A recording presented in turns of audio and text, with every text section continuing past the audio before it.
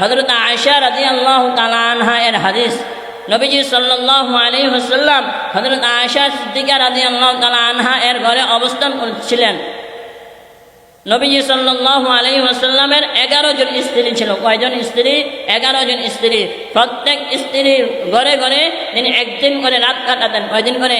একদিন করে প্রত্যেক জনের বিবিকে সময় দিতেন। তখন ওই দিনটি ছিল, ওই রাত্রি ছিল হযরত আয়েশা রাদিয়াল্লাহু তাআলা আনহা এর ঘরে রাত। তখন নবীজি সাল্লাল্লাহু আলাইহি ওয়াসাল্লাম হযরত আয়েশা রাদিয়াল্লাহু তাআলা আনহা এর ঘরে গেলেন। ঘরে যাওয়ার পরে হযরত আয়েশা রাদিয়াল্লাহু তাআলা আনহা নবীজির সাথে শুয়েছিলেন। যখন হযরত আয়েশা রাদিয়াল্লাহু তাআলা আনহার ঘুম চলে আসার পরে নবীজি সাল্লাল্লাহু আলাইহি ওয়াসাল্লাম হযরত আয়েশা রাদিয়াল্লাহু তাআলা আনহাকে ডিস্টার্ব না করে তিনি ঘর থেকে বের হয়ে জান্নাতুল বাকির মধ্যে চলে গেলেন। সুবহানাল্লাহ বলেন। তখন হযরত আয়েশা রাদিয়াল্লাহু তাআলা আনহা এর যখন ঘুম ভাঙলে দেখলেন নবীজি সাল্লাল্লাহু আলাইহি ওয়াসাল্লাম হযরত আয়েশা রাদিয়াল্লাহু তাআলা আনহা এর পাশে নাই। তখন হযরত আয়েশা রাদিয়াল্লাহু তাআলা আনহা মনে মনে ভাবলেন যে নবীজি সাল্লাল্লাহু আলাইহি ওয়াসাল্লাম আমার হক নষ্ট করে তিনি অন্য বিবির ঘরে চলে গেছেন।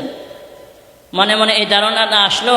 তখন ওই আয়েশা রাদিয়াল্লাহু তাআলা আনহা কি করলেন? প্রত্যেক জনের বিবির ঘরে গেলেন। বিবির ঘরে যাওয়ার পরে প্রত্যেক বিবির ঘরে যাওয়ার পরে সকলকে জিজ্ঞাসা করলেন, তোমার ঘরে কি নবী মুহাম্মদুর রাসূলুল্লাহ এসেছে? তখন প্রত্যেক বিবি বলে দিলেন, না, আমার ঘরে নবী মুহাম্মদ আসে নাই। তখন হযরত আয়েশা রাদিয়াল্লাহু তাআলা আনহা এর পেরেশান আরও বেড়ে গেলেন। তখন হযরত আয়েশা রাদিয়াল্লাহু তাআলা আনহা কি করলেন? জান্নাতুল বাকির মধ্যে চলে গেলেন। যাওয়ার পরে তিনি দেখতে পাচ্ছিলেন যে নবী সাল্লাল্লাহু আলাইহি ওয়াসাল্লাম ওই জান্নাতুল বাকির মধ্যে আল্লাহ রাব্বুল আলামিনের দরবারে দোয়া করতেছিলেন আর কান্নাকাটি করতেছিলেন। সুবহানাল্লাহ বলেন।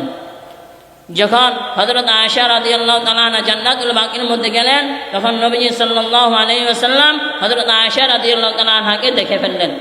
দেখে ফেলার পরে নবীজি সাল্লাল্লাহু আলাইহি ওয়াসাল্লামকে আয়েশাকে ডাক দিলেন। আয়েশাকে ডাক দেওয়ার পরে বললেন, হে আয়েশা, তুমি কি ধারণা করেছো আমি তোমার হক নষ্ট করব, অন্য বিবির ঘরে যাব? তখন আয়েশা বললেন, ইয়া রাসূলুল্লাহ, আমার মনে মনে এই ধারণা আসছিল। তখন নবীজি বললেন, তুমি কি জানো না আজকে কোন রাত? তখন আয়েশা বললেন, ইয়া রাসূলুল্লাহ, আল্লাহ এবং তার রাসূলই ভালো জানেন। সুবহানাল্লাহ।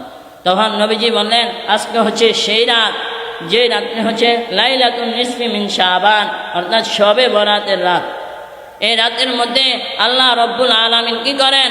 বনু কাল গোত্রের বকরির মতো যত বকরি আছে ওই সমস্ত বকরির পশমের মতো তার বান্দাদেরকে ক্ষমা করে দেন। সুবহানাল্লাহ বলেন। জোরে বলেন না সুবহানাল্লাহ। দেখেন কতটা গুরুত্বপূর্ণ, কতটা ইবাদতপূর্ণ এই লাইলাতুন নিসফি মিন শাবান, শবে বরাতের রজনী।